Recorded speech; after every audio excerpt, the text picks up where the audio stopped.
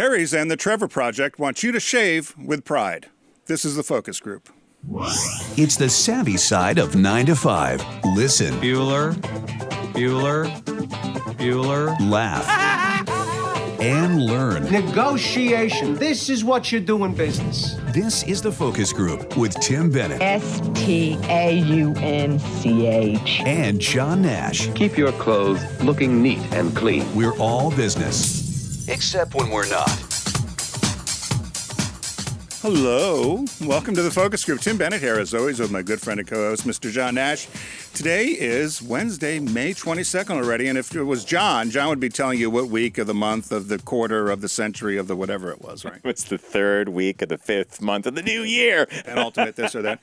But we're moving ahead toward Memorial Day and the start of summer, so thanks for joining us here in the focus group. You heard at the opening, we have two very special guests joining us later today from Harry's Shave Club and from the Trevor Project, and they're going to talk to us about an initiative they're going to launch, or that they're launching here with us today, called Shave with Pride, and with monies going to the Trevor Project when you buy these shaving sets. So we'll talk about that a little later.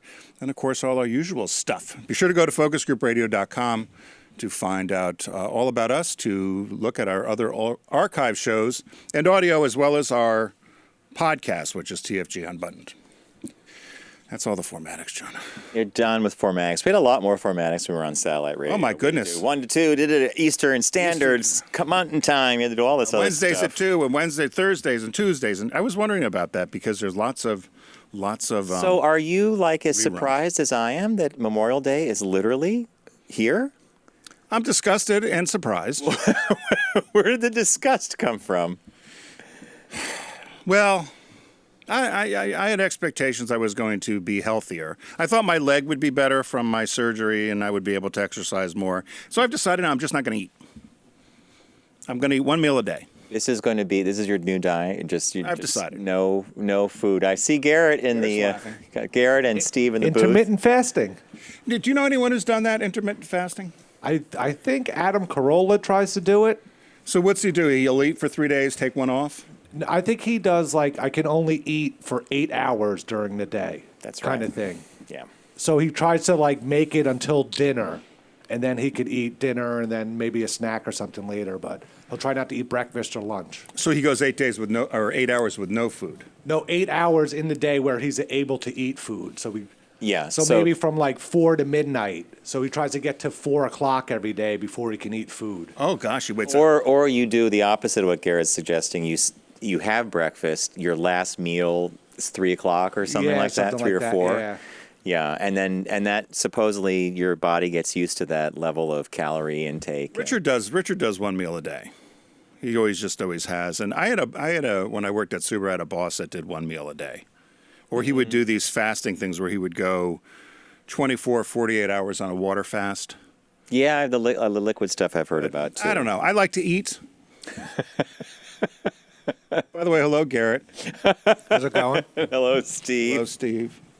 Boys in the booth. Bringing us. Hey, how you doing? All the magic they do with buttons and levers and pulleys and cables and things like that. Yeah, I don't know, John. What about a keto diet? See, okay, I'm glad you brought that up. So everybody talks about Flaky, that. I don't know if Flaky and Cakey can do keto. Here's my issue. If somebody could find me a menu that I don't have to pay for, download all this nonsense, I type in KETO, and then it wants me to jump through all kinds of hoops. Why doesn't it just say, for breakfast, have a hard-boiled egg and a slice of bacon?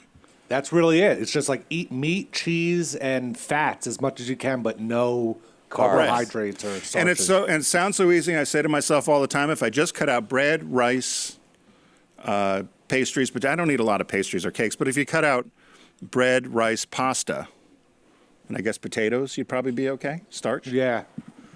I think I do. Maybe I don't. Bodies change. We're getting old.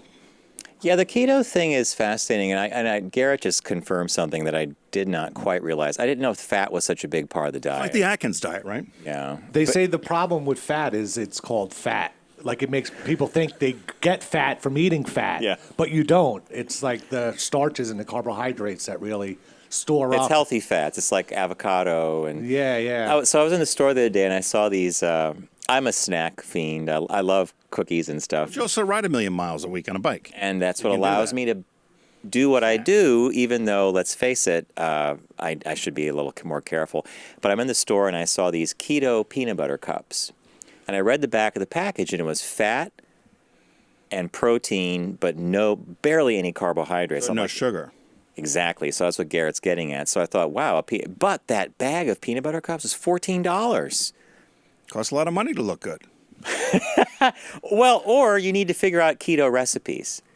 I don't want to cook, and I don't like people that are doing. I don't wanna cook. Everybody eats this, no fat, this or that. Well, it's loaded with sugar, and the sugar turns to fat. So that's always a misnomer to me. But if anybody could find me a keto recipe, I'll eat the same thing every day for a month. I did that when I did that reality show. Yeah, Make the that's same right. thing every Ooh, day. You were not happy at the end of that. But I felt good. You felt good, but that oof. Trixie and I were on that diet. Anyway, Trixie and I were on that diet. what caught your eye this week, Mr. Nash? Not your eye. Here's what Tim and John found. Many, many weeks ago, I want to say it was sometime in the winter, our good friend Lauren out at Deep Discount, who we work with, turned us on to a documentary called Scotty and the Secret History of Hollywood. And it was a documentary about a guy named Scotty Bowers who used to work at a gas station, and the legend is Walter Pidgeon drove in, and I guess Walter Pidgeon was gay. I always think of him as the mad scientist in Forbidden Planet, and I never hooked that up with his sexuality, but apparently one of his homes is selling in Hollywood, and it's on the market for $1.5 million. So I'll just read a couple things here. Anyone who has seen Matt Tyrnauer's documentary Scotty and the Secret History of Hollywood knows the tale. After World War II, Bowers made his way to L.A., where he got work as an attendant at a Hollywood Boulevard gas station. It was there that he met the actor Walter Pidgeon, who invited him back to his house for a pool party. Yeah. Air quotes I did air quotes if you're listening and not watching. Bowers quickly turned to prostitution. I'm sorry. Bowers quickly turned to prostitution and started facilitating thousands, if not tens of thousands, of sexual encounters for major film actors like Cary Grant, George Cukor, and Rock Hudson, almost all of whom were closeted due to the anti-gay politics of the studios at the time. Turning a trick during the golden age of Hollywood usually resulted in someone walking away with a $20 bill. Scotty Bowers bought the house that he's now selling in Hollywood Grove in 1952. He paid for it in $20 bills. He gave, when he bought the house, he handed over 1,000 20s, a stack of 1,000. So it was a $20,000 investment in a house in Hollywood, and now he's selling it for $1.5 million. Think about that. Well, they never asked where the money. Right now, back then they didn't ask where the money came from. And here's the cash. So he's selling that.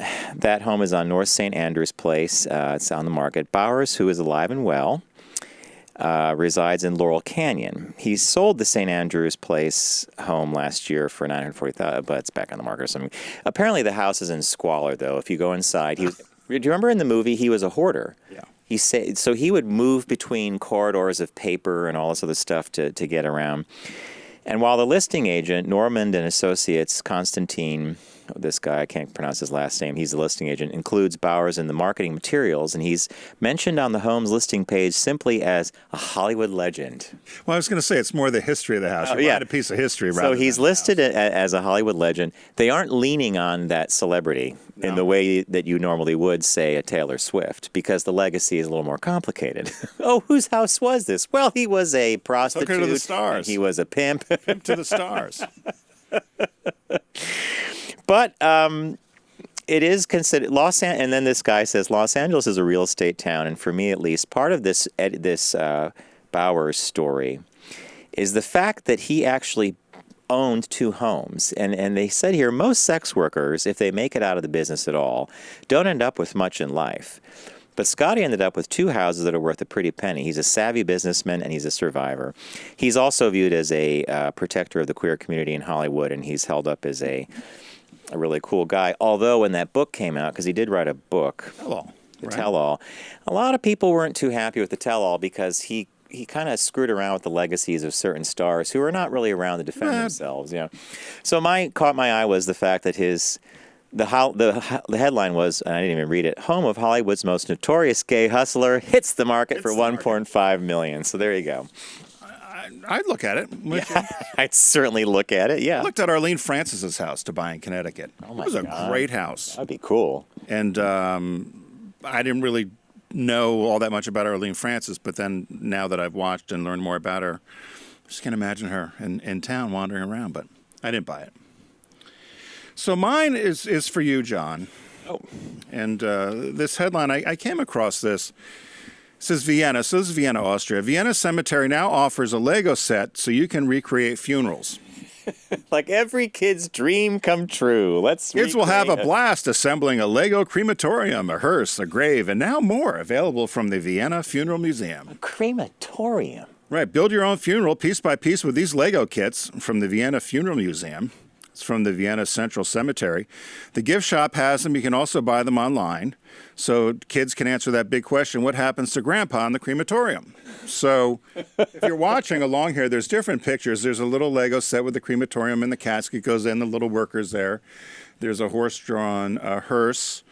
There's a group of mourners. There's some mini mourners. There's grave diggers. There's a family in mourning, plus a skeleton, which they threw in for the families to represent the deceased. They said that they noticed that this is going to help teach kids about death. So they partnered with a company to produce these gloriously morbid Legos. They said, and the box says, for the small and large undertaker of tomorrow. So they're apparently selling quite well. And so well, in fact, and the publicity happened that there's a Japanese, this is related to the cemetery. They said this cemetery has done gimmicks a lot of times to get attention to itself. They said this is just the latest stunt. They said recently the cemetery had raised eyebrows when it alerted local media of all the popular people that were buried in the cemetery, such as Beethoven and Strauss. For tours, I'm guessing, right? So the Japanese jumped right on it. There's a Japanese undertaker who has reserved hundreds of plots in the cemetery and is selling them to Japanese who want to be buried in the same cemetery where Beethoven, Strauss, and other greats have passed. So it's like Forest Lawn in Hollywood, right? Yeah, totally. So I don't know. Was there the other pictures there? I think there's one. So there's they're holding the guys holding the casket there. There's the grave digger. There's the mourning family. There's the crematorium. And there's one with a hearse. I thought the hearse was kind of very Munster-like up there on the right. Yeah, well, it's Lego bricks. And there's a funeral car, the train. They had it all. So that's what caught my eye. Would you like a set, John? I think it's morbid, but hey, Lego pops up in the weirdest places, doesn't it? I just couldn't believe it. I thought it was a joke, but no. So that was it. So our business birthday today. Everyone does celebrity birthday greetings, but the Focus Group is the only show in the universe that celebrates business birthdays. Do you know who Quinn Martin is? Born May 22nd, 1922, died September 5th, 1987 at 65. TV or game? You're good. So it's TV. He's an American television producer. He had at least, get this, one television series running in prime time every year for 21 straight years. Jeez. From 1959 to 1980. Isn't his name usually associated with another? Well, QM Productions. Like Owens Martin. Did they do like Laugh-In or something? No, he didn't do that. Okay. So he was born in New York City. His real name was Erwin Martin Cohn, but he changed his name to Quinn because people had trouble mispronouncing Cohn, C-O-H-N. I don't know why. So he changed it to Quinn. So he attended Berkeley, and then he started his television career at MGM. He joined his father, who also worked there in post-production. You'll like this. He was there in the 1950s. He became executive producer at Desilu Studios, which was founded by Lucille Ball and Desi Arnaz. And his first wife was one half of the writing duo between I Love Lucy. Madeline Pugh Davis was his wife. Really? Yeah, I thought that was pretty cool. Also, Desilu plays also, beyond Lucy, Desilu also was a studio that first produced Star Trek. Star Trek and Andy Griffith. Andy Griffith, there you go. Two of our favorite shows. I also think Bewitched. So in 1959, he produced an anthology TV series which became a show on CBS called The Untouchables, which went on to win several Academy Awards. So in 1960, he then established QM Productions, which produced several high-rated television programs in the 60s, shows such as The Fugitive, 12 O'Clock High, The FBI, The Invaders, The Streets of San Francisco, Cannon, and Barnaby Jones. You said The Invaders and The Fugitive. Mm-hmm. The Invaders I recently just watched. I bought the DVDs from Deep Discount, actually. It's an interesting show, sci-fi. And The Fugitive, they eventually made a movie out of with Harrison Ford many years later. Interesting. He had a very particular style, they said. The way his shows would open, they would make an announcement, and then it would fade to black, and they would show the stars coming. They said most of his episodes were always structured into 4 acts and an epilogue, each labeled at the start of each segment with the show title and the act number or epilogue near the end of the program. He died September 5th, 1987, a heart failure in California. Now, you have his age of death at 65. Yeah. I think that's kind of young. I mean, for his generation, but for 65 that's not old. No, it's not old. I mean, for heart disease, for that age, for 22, yeah. He could still be alive. But wow, what an incredible hit. And what a time to have a career in television when you were creating things that we never saw before, series, ideas, the whole thing. Yeah, I always love those sort of people because you know what he did, but you didn't know who he was, I guess, unless you were actually in Hollywood. So, hey, everybody knows that one of our partners here on the Focus Group is Deep Discount. Be sure you own your own passion by going to focusgroupradio.com and clicking on the Deep Discount logo and start shopping away. Today we're going to celebrate TV drama and miniseries sale. Which is a funny way to hook into the business birthday, which I didn't think we even knew we were going to do that. But So Mr. Nash, you picked... TV drama and miniseries. So you probably had a field day with this. What did you pick? I clicked on the site. I saw all these things. But you know what I kept being drawn to? I was a show that I used to love as a kid. I would watch with my mom. It's Quincy, M.E., medical Really? examiner. You watched Jack Klugman. And I think I like it so much because of the theme song. So Garrett's going to play a little hint of this music here. Da-da-da-da-da. 70s, man. You sitting there in your little footy pajamas? Yeah. You are about to enter the most fascinating sphere of police work, the world of forensic medicine. Da-da-da, and they show Jack Klugman running his hand down a woman's thing, or thigh or something, because he was supposed to be, he's like this older guy, but he was a sex symbol. And so I chose Quincy, and Quincy would work with this guy named Sam, an Asian actor, and they together would solve crimes. And early seasons contained elements of mystery and whodunit and focused on criminal investigations. A typical episode would find Quincy determining the real murder in a crime or the real cause of an unusual poisoning case. Later seasons, he delved into social responsibility, but I highly recommend season 1 of Quincy, just in the Wayback Machine. Wayback Machine. I like that one. Mine couldn't be any different. I chose Dynasty, the complete series. What a my God, wait, that's a whole box set. A whole box set, which went back to my days when I was in college, and everything would stop on I think it was a Thursday night. So Wednesday or Thursday, you'd watch at the bars or something, right? Starred people such as John Forsythe, Linda Evans, and Joan Collins. John Forsythe starred as the family patriarch Blake Carrington, and with Linda Evans as his devoted second wife, Crystal, and in the second season, the arrival of Joan Collins as Alexis. Then, of course, all the fighting ensued, which was great. In later years, Diane Carroll, Jack Coleman, John James, Heather Locklear, Pamela Sue Martin, and Emma Sams joined in. I didn't realize 220 episodes, 57 discs. 57 what? So you get it on DVD. You could save 47% or almost half if you buy it through Deep Discount for $73.83.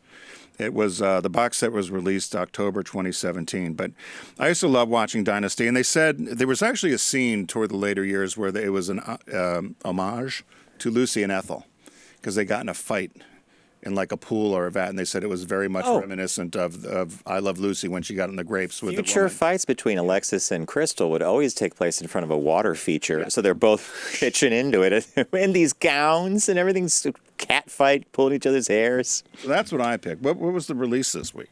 Released this week is a movie. It's the third of a series, and it's called How to Train Your Dragon, The Hidden World on Blu-ray. So this follows the adventures of the little dragon Toothless. I don't know if anybody's a How to Train Your Dragon fan. when I was doing my animation work, one of my teachers actually worked on How to Train Your Dragon and described the weeks, if not months, that the animators actually went to special flying schools where they studied birds and winged creatures to figure out how they actually, so they could animate them properly. But How to Train Your Dragon, Hidden World on Blu-ray, I'm going to probably pick it up because it's going to force me to watch the other two. There's a lot of animation I have to catch up on, man. I laughed. I put at the bottom of it, "There's no place like home," because it was very much that journey, the animated journey. Which John and I tried to sell an animated show, and the guy told us every what do you say? Every cartoon's got the same. Yeah, it's the hero's journey. It's like Wizard of Oz. Hero leaves home because of a problem, is befriended along the way by someone with magical powers, right? Like Glenda the Good or whatever. They bounce along, they solve the problem, they go home, but they can never really go home again because they're changed and transformed by the. It's called the Red-Nosed Reindeer, and it's a writer's thing. It's called the hero's journey. I don't know why it's so tough to write. All right, so recapping Deep Discount for everybody. Own your passion, as Tim said, and go to Deep Discount and get there by going to focusgroupradio.com, clicking on the Deep Discount logo. It's the shark and the puppet. If you saw last week, which I love the puppet, the puppet's going to drop in occasionally. Like the Costanzas. Not all the time. So, TV drama and miniseries sale going on right now. I picked Quincy, starring Jack Klugman. Tim picked Dynasty, the complete series. Not a bad price for 57 discs. 220 episodes. I had no idea there were that many. And the release this week is How to Train Your Dragon, The Hidden World on Blu-ray. What do we say, Garrett? Thanks, Deep Discount.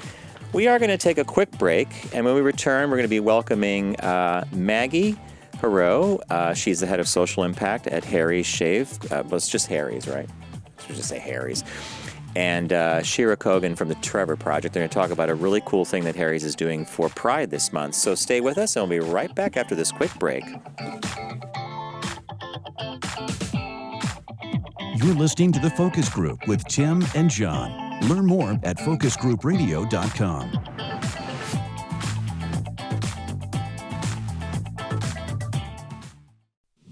Focus on the savvy side of 9 to 5 with The Focus Group. Really try. Listen, laugh, and learn with Tim and John. I never try anything. I just do it. Hey, welcome back to the Focus Group. Tim Bennett here, as always, with my good friend and co-host John Nash. We are the Focus Group. We're sitting next to each other because, as promised, we have two great guests joining us today. We've got Maggie Hureau from Harry's, and we have Shira Kogan from the Trevor Project. So welcome to the Focus Group. Thanks for having us. Thank you so much. So for the people that are listening just by audio, why don't each of you introduce yourselves so they can recognize your voices? So we'll start with Maggie. Sure, I'm Maggie. I get to work at Harry's and lead social impact there. Hi, my name is Shira Kogan, and I work at the Trevor Project. By the way, you have no idea how much trouble we used to get in. Years ago, we had a consultant that was training us how to do radio, and I used to call her the Frau. Because she was like a nun. She'd wrap your knuckles. And we had two male guests, and there's 4 guys in a studio, and we were just talking, and then the break comes, and she raps on the window. She goes, "Get her!"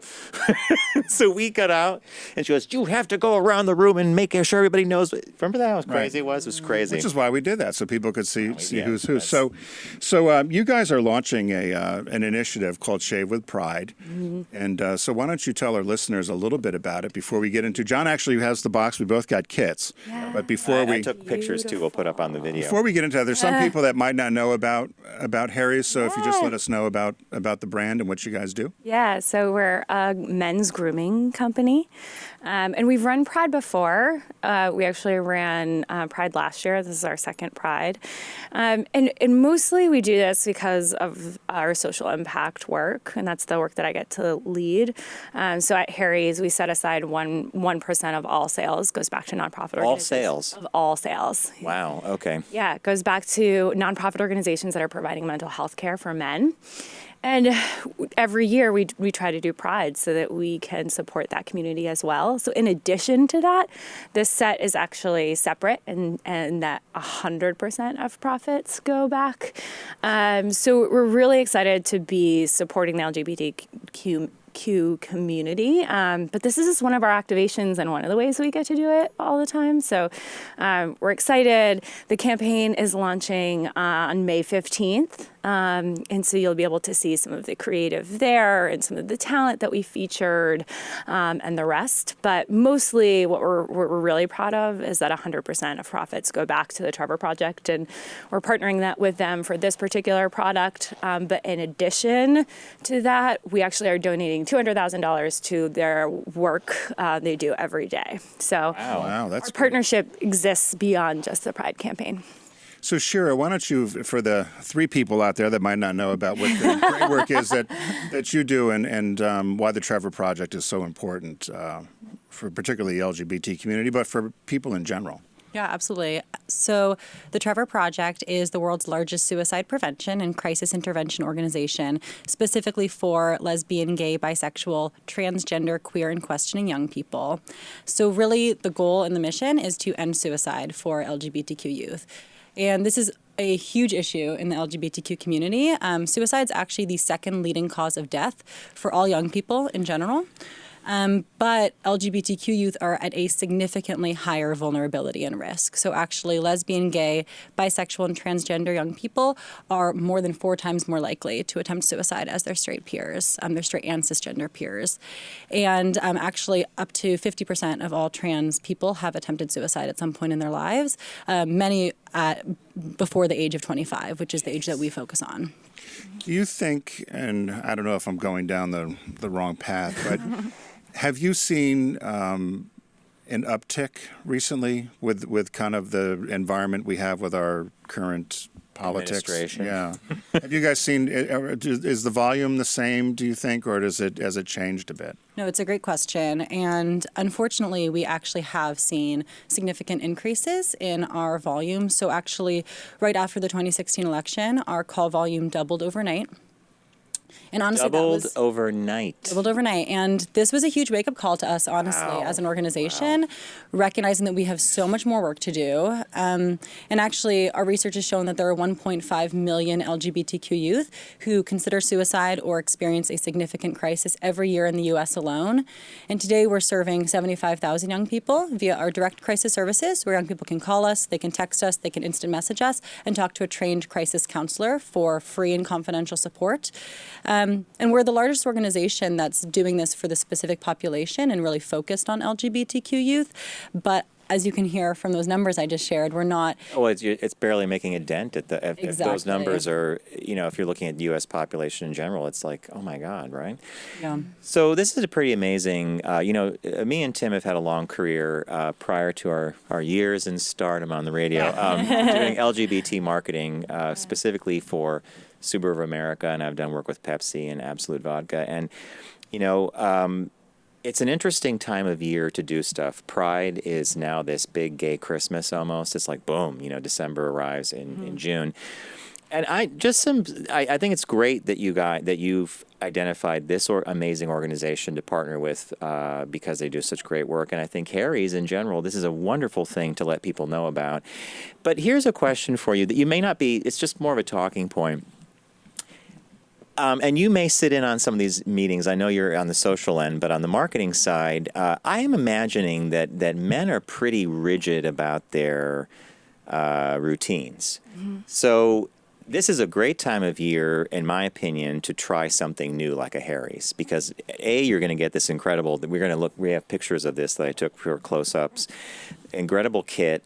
It's a wonderful company, but like I've been shaving with the same product for I think 20 or 30 years. Mm-hmm. So to move me off the toadstool, right? Like you have to do what you're doing now. Yeah. But do you sit in on meetings where people talk about, what are we going to, or how many more guys are going to get on board, or does it, Yeah, all the time. And I think this is just a particular moment where you could try our products. But yeah, I think we are constantly having that discussion. How do we get more folks to try our products? And then we find once they do, they really like it and want to stick with us. So you're in social. Social impact. And impact. But do you ever have meetings with the marketing team where they're like, hey, last year we did this event with XYZ organization. We had no new members sign up. We had 5 people, whatever. I'm making up numbers, but that's not really the point of Harry's putting aside 1%, is it? It's not. You're doing a really good corporate citizenship, right? You're being a good citizen. Yeah, and I think that ultimately I think it speaks a lot to our customer loyalty, and that folks want to stay with us because they understand how much we give back and how much we care about the community. And overwhelmingly for customers, I think that's going to become more and more important. There's research out in the world right now about millennials and Gen Z, and actually how important it is for them to be supporting companies that actually do give back. And we could say almost from the beginning, within 3 or 4 months of starting Harry's, we've set aside 1% to give back. And that's something that we are very proud of. It's in our DNA. And so I think it'll answer that call when more millennials and more Gen Z are becoming potential customers and consumers. They're gonna look in and they're gonna look under the hood and see that we've given. You got the chops. Yep. Right. You have the chops. Really. Yeah. Well, it's great when you can find a product or a service that you like, and then you find out that your philanthropic endeavors align with what means something to you as well. So here's a great opportunity. You could buy this Shave with Pride kit that John will show, like Carol Merrill, right? Well, hey, Steve, you could start going through some of the slides that we have. So you get a beautiful box with this art, right?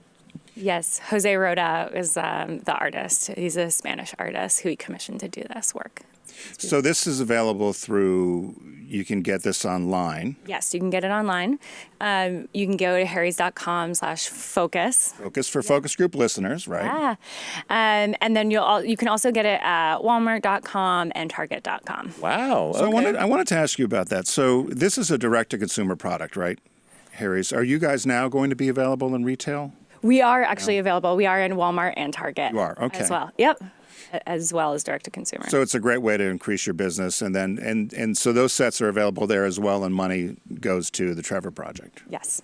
How did you guys connect? Good question. So we had decided we shifted our social impact a little bit, but we're focusing on mental health more specifically. So in the next couple years, we're going to help 500,000 men get the mental health care that they need. And so when I was looking for partners, we were looking for different groups who are disproportionately affected by mental health. So men are 3.5 times more likely to commit suicide. We know that. So men generally are more likely to commit suicide, but within that, there are specific groups that have even higher numbers. So LGBTQ folks, young men in particular, you heard Shira say the number one killer of men under 39, I believe, or second killer for men under 39, veterans, if I didn't say that before. And so we were looking for an LGBTQ partner, and one that we thought was actually doing the work, and that we could take this partnership beyond Pride. Like, it's great to do a product. We're very proud of it. We're excited about it, but we wanted a long-term relationship with someone. So yeah, that's when. Well, did you reach out to Trevor and then you contacted Shira? I picked up the call. No, and I'll just say it's so wonderful to work with a partner where it's not only about activating around Pride. And I think that's what we see, especially young people wanting to see from any corporation that's engaging for Pride. One, the fact that Harry's is doing 100% of profits from the product, I think really stands out. And then also the fact that it's part of a more year-round, long-term partnership supporting our programs, that makes a big difference for us. Well, also, if Harry's, you said earlier that you donated about 200,000 to the Trevor Project. In terms of the Trevor Project, what does that actually mean for you guys? Does that mean X number of hours of call center operation, or adding more people to the team, or? Yeah, it's a great question. So in particular, what Harry's is supporting this year is actually a pretty big transformation of our programs. So you heard me say before, we're not serving as many young people as we need to. And one of the big challenges there is that we have limited volunteer capacity. Every time that a young person calls us or texts us or instant messages us, we have a trained volunteer who actually is on the other side providing support. And today we have a limited capacity way that we train our digital crisis counselors, which is through webinars, and they have to sign in at a certain time and things like that. It's a great training program, but it's less flexible. And actually, Harry's is specifically supporting a transformation that we're going to be developing self-paced learning modules so that that people can go through the training at their own pace, on their own time. Then be ready to sign on. Exactly. And so it makes a huge difference for us because that will help us to train many, many more volunteers, both in the next 12 months, but also for every year following that. Wow. Kudos to Harry's because not to disparage any other brands, but so many, many attach themselves, particularly around Pride. They do something, throw a rainbow on something, or they just attach themselves to all the celebrity around it. And everyone knows, particularly in the LGBTQ community, the work that the Trevor Project has done. I don't know who would do it if you guys didn't do it. And so I think it's so important, and it's a great partnership that you guys have done. And it's a great way to raise funds, too, and let people know about the brand, and then feel like you're helping by just not purchasing something, but actually it's going to a good cause. So you guys are to be congratulated for that. I think it's great. Yeah, and Maggie, you have a background in philanthropy. It's I when I was reading both your bios, I was like, we always ended up on marketing and advertising, right? Yeah. So I don't know what it would be like to work for some of the organizations you guys were at prior, where you're actually, again, putting out a helping hand for somebody. But so you've been at Harry's how long now? Oh, almost a year and a half now. And are you already thinking ahead to other social things? And you're given a budget. Yeah. Yeah, so we're given that 1%, which is pretty whatever that may significant. be. Yeah. But I get the best. I say this to everyone. I have the best job at Harry's. I get to think about how we can do good in the world every day. I get to think about how we can make an impact with that 1%. And we've set a goal. We're going to reach 500,000 men in the next couple of years, which is a pretty ambitious goal. So the Trevor Project is helping us get there, and many other nonprofit partners. I just don't know who in your competitive space does this. And I'm sure that you sit and figure this out, but let's just use a household name that we know, Gillette. I couldn't tell you if they do anything I don't even think they do. Yeah. And so this is that's why I was saying before about this notion of trying to move someone out of a habit. Like, let's say you shave with another product every day. This is a great time to try it out. And the kit's great. I mean, we showed pictures before, but when it arrived, I was like, oh my Lord, like, wow, you guys really went all out. Custom art, the little flyer inside talks about what you're doing. There's I think when you go to the site, if you go to harrys.com/focus, you can order the kit. I think you'll be able to download a PDF booklet too, with a lot of talent in the book, right? Yes, yeah, you will be able to. So it's got that iridescent handle, which is unique. It's beautiful. Cool. Yeah, and each one is one of a kind. So I like the shaving. I like the shaving cream. I'm still a cream guy. Oh no, I'm a gel. Gel? I am totally like when I saw this, I'm like, yeah, sign me up. Gel's great, and then you get this great booklet, which and we feature the Trevor Project in our booklet this year, which is like And then I was like, my other half, Bob's like, I was like, I have no idea what this is, and Bob goes, oh, it's for traveling. For traveling. How could you not know what that is? What did you think it was, a vacuum? I thought it was for like. Add blade, like when you use the blade up or something. But yeah, I'm very excited. I think, and see, this is the there it is. That's cool. Yes, super beautiful. Yeah, and on the inside, right on the inside, it says "With Pride," Harrys.com. Nicely done, guys. I think you are off to this is a wonderful thing you're doing, and both of your organizations are really cool for doing it. So, what else do you want our listeners to know? By the way, so it's. Harrys.com, no apostrophe here. We have it up here, harrys.com/focus. /focus, yeah. Go order yourself a kit, start experimenting with Harry's, and hopefully you'll stay with the brand so that 1% of all sales can continue to go to Maggie's department and then go over to Shira's as well. Yeah. But anything else our listeners should know? I'd love for them to know if they need resources, where they can find it, Shira, you want to plug that a little? Absolutely. So if you're interested in getting more involved in the Trevor Project and learning how to support our life-saving work, you can go to thetrevorproject.org. There's also volunteer opportunities there if you want to become one of the crisis counselors and actually go through the amazing new training that Harry's is helping support. And, of course, just join us for Pride this year. On the volunteer side. Yes. What should someone expect from a number of hours to devote to that, do you think? Yeah, so our volunteer opportunities, it does depend, but if you actually want to become a crisis counselor with us, which you can do from anywhere in the U.S., it's about 9 hours a month. So you do 3 3-hour shifts a month. There's an extensive training that you go through, but once again, that'll be at your own pace, on your own time. And then, it's 3 3-hour shifts a month. You can take texts and chats from the comfort of your couch and respond to young people in crisis, and it's pretty an incredible opportunity. And do you have any other? I have one oddball kind of last question, and it's like part of me wants to do this, and then part of me wonders if I have the fortitude to do it, because I think you probably hear some incredibly heartbreaking and horrific stories from these young people. And I'm sure you have a great retention rate with your volunteers, but does anybody partway through the process oh my God? Well, that's why the training is so important, right? Yeah, to prepare you for that. I mean, what I would say is a couple of things. One is that counselor self-care is, of course, number one priority at the organization, because we wouldn't be able to serve young people without our amazing volunteers who we want to make sure that they're taken care of. So we have ways that we support them. We also, you're never alone counseling young people. So we have supervisors who are providing support and making sure that if you do have any questions or it's a more challenging situation, that you have the support that you need. So we really do focus on making sure that our volunteers have both the tools that they need and the skills that they need, but also the support that they need to have some challenging conversations. And young people reach out to us actually about all different things. Of course, there are some very serious situations, and there are also people who just want to talk because they've had a rough day or they have a new crush. People reach out to us for all different reasons. Now I breathe a sigh of relief. I'm like, okay, not every single call is I'm at the edge of the bridge, and I don't mean to diminish it in the least, but now you're describing a world where they just have someone to reach out to. Yes. At the very bad end of the spectrum, it is I want to end it.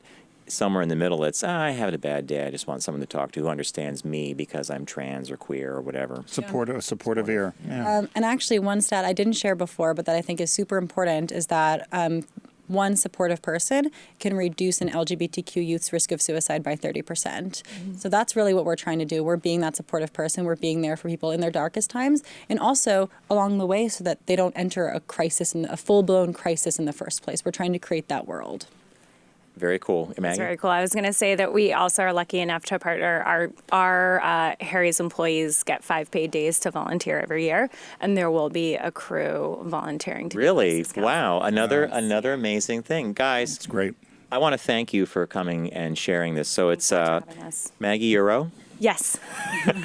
Her name is not spelt that way, but it's pronounced like a euro. And Shira Kogan from the Trevor Project. The kit is Shave with Pride. It's harrys.com/focus. We urge you to go there and check it out. And we want to thank you for joining us today. Thanks to everybody in the booth. Garrett and Steve, thank you, as always. A big thanks to Deep Discount. Check them out at Deep Discount. Or go to our site first, Focus Group Radio. Click on their logo. And as Tim likes to say... Don't text and drive, arrive alive. You nailed it. You nailed it perfectly. And you invented it. So I know, you should and I always don't know why nail I it. always mess it up. Thanks, folks. We'll see you in a week. Thank you. It's the Focus Group with Tim Bennett and John Nash. Accessible on all platforms. Subscribe, like, and rate us on your platform of choice. Learn more at focusgroupradio.com. That was a stunning focus group.